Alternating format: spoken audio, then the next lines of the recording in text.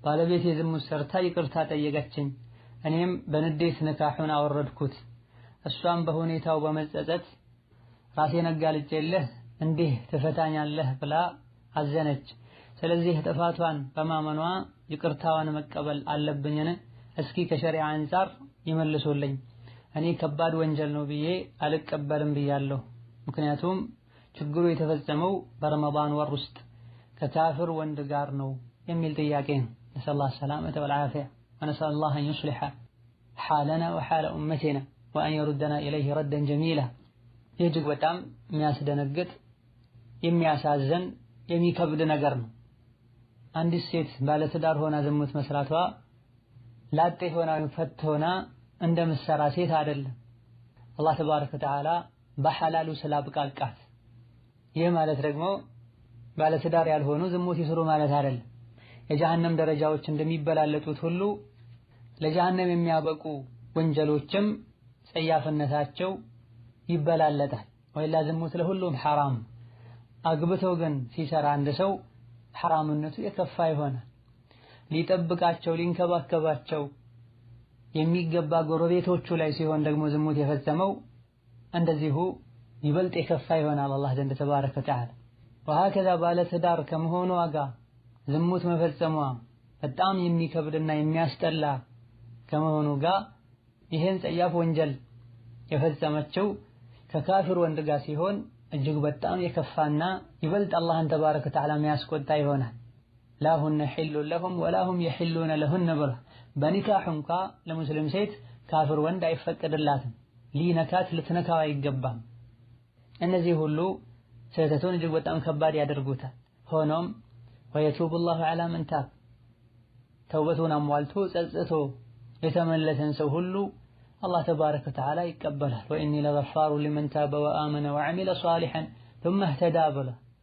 ተውብቶ ሁኔታውን አስተካክሎ መልካም ስራ ሰርቶ ከዛ በኋላም ዲኑ ላይ ቀጥ ያለን ሰው ሁሉ እንደሚምር አላህ ተናግሯል።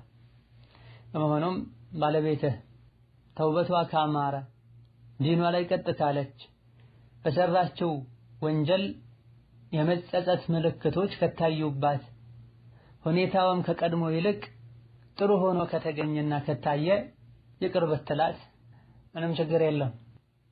ተውበቷ ትክክል እስከሆነ ድረስ ይሄን እስካየህ እስካመንከበት ድረስ ዲኗ ላይ ከድሮ የተሻለ ጥንካሬ እስቲቃማ ከታየባትና ከሌላ ጊዜ የተሻሉ ዒባዳዎችን የምታደርግ ከሆነ አብዛኛውን ጊዜ እንዲህ አይነት ችግር የሚፈጠረው ወይም ባል የሚስቱን ሐቅ ባለመጠበቁ ነው፣ አልያ ደግሞ እሷ ዲኗ ላይ ደካማ በመሆኗ ነው። ዞሮ ዞሮ ሁለቱም ጥፋቶች ወደ አንተ ነው የሚመለሱት።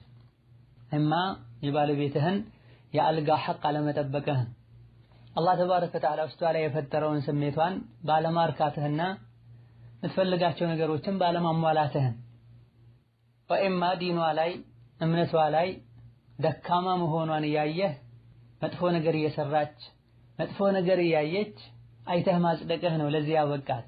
ከአጅነቢ ወንድ ጋር ሲጀምር ያላት ግንኙነትና ቀረቤታ ጥሩ አለመሆኑን ካወክ ቀድመህ ማስተካከል ያንተ ግዴታ። ምስቱ ላይ ሴት ልጁ ላይ እህቱ ላይ የማይቀና ጀነት አይገባም ተብሏል ዲናችን ላይ። ለዩት ልትሆን አይገባም።